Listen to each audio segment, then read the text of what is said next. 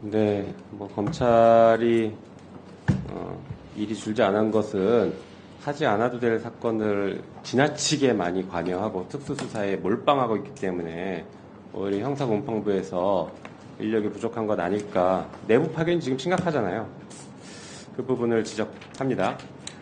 자, 법무부 장관이 아까 오전에 업무 현황 보고하실 때 32페이지 이런 얘기를 했어요.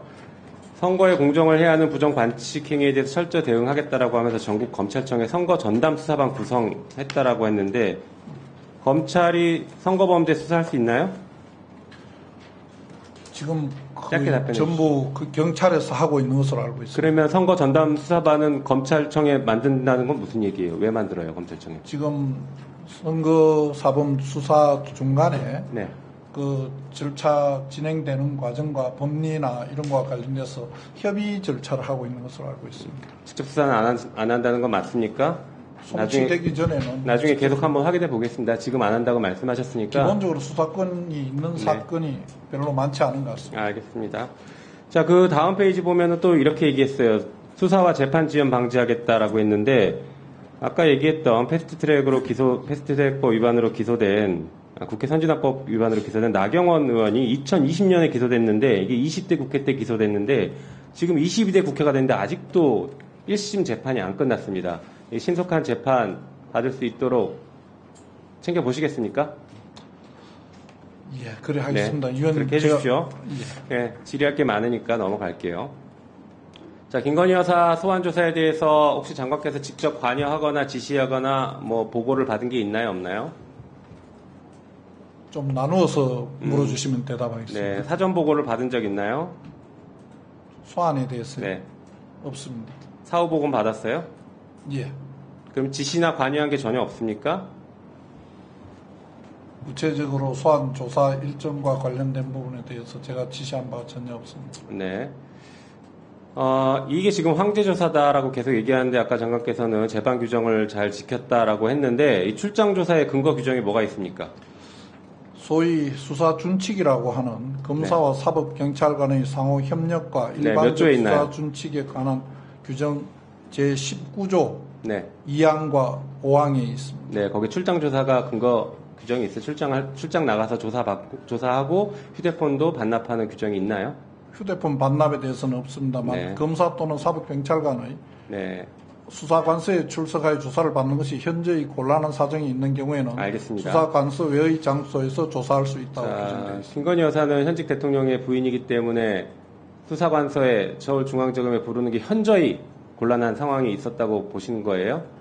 경호와 관련돼서 문제가 있었을 것으로 생각합니다. 대통령 가족은 경호를 받아야 되기 때문에 그렇습니까? 그 경호 등급과 경호 방법은 제가 정확하게 알지를 못합니다. 네. 2002년에 장관께서 대검 중수부에 있을 때 당시 대통령 김대중 대통령의 아들이었던 김홍업 씨를 대검찰청에 소환 조사를 했습니다. 그리고 구속 기소까지 나중에 갔죠. 이때는 왜 출장 조사 안 했습니까? 왜 출장 조사 안 수사의 소환과 조사는 제가 담당하지 않았습니다. 그러면 그 당시에라도 출장 조사를 해야 된다라는 얘기를 했으니까? 경호 때문에 출장 조사 가야 된다. 출장 조사는 상황에 따라서 했습니까? 안 했습니까? 제가 하지는 않았습니다. 네. 그때 다른 검찰의 기준입니다. 똑같은 사람인데, 똑같은 대통령 가족인데도요. 게다가 여기서 그냥 끝난 게 아니라 우리 장관님의 직전 장관이었던 한동훈 전 장관이 김건희 조사 검찰청에서 했어야 한다. 이런 입장을 냈어요. 여기에 대해서 어떻게 생각하십니까? 그거는 뭐 그분의 생각이라고 생각합니다. 네. 김건희 여사 조사할 때 영상 녹화했나요? 안 했나요? 그건 제가 구체적인 수사 과정과 방법에 대해서는 네. 알지 못합니다. 확인해서 다음번 법사위 때 다시 질의할 테니까 답변하십시오. 녹화 조사를 했는지 여부입니까? 네, 맞습니다. 우리 형사소송법 244조의 2에 보면 피의자는 고지만으로도 영상 녹화 가능하죠. 영상 녹화했는지 특히 지금 대통령 부인에 대한 수사는 더 중립성과 공정성이 확보돼야 되기 때문에 당연히 영상 녹화했어야 된다고 저는 보고 있는데 했는지 확인해서 다음 법사위 때 답변하십시오. 자, 그 최혜병 특검법과 관련해서 한동훈 지금 뭐 여당 대표는 이렇게 얘기합니다. 특검 추천을 제3자가 하도록 하자. 특히 대법원장이 추천하는 것으로 하자. 이렇게 얘기하고 있는데 여기에 대한 입장이 어떻습니까? 저 개인의 입장을 물으시는 겁니까? 네? 저 개인? 네? 저는 개인적으로는 네. 특검 임명은 행정부 수반인 대통령의 권한이라고 생각합니다. 짧게 그래서 답변해 주십시오. 제3자인 네. 사법부의 수장인 대법원장이 추천하는 것도 옳지 않다고 생각합니다.